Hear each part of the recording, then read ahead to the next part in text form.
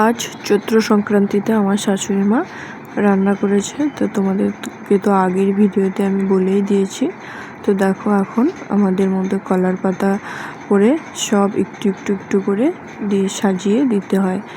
তো মা স্নান করে সুন্দর করে সব কিছু রেডি করেছে গাইস। তো এখন দেখো দিচ্ছে, এরপর পুজো হবে। তো তোমরা দেখতেই পাচ্ছ।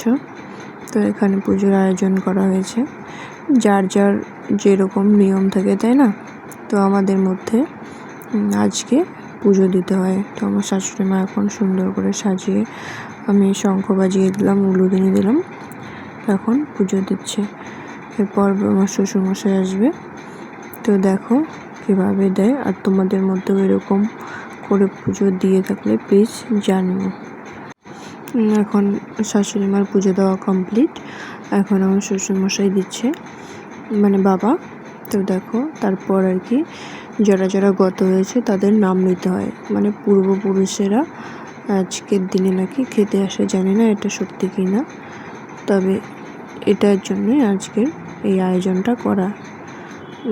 পরে মনে মনে আর কি ডাকতে হয়, যে যত পুরুষের নাম জানে। তো বাই, ভিডিওটি ভালো লাগলে অবশ্যই লাইক, কমেন্ট, শেয়ার, সবাই সাবস্ক্রাইব।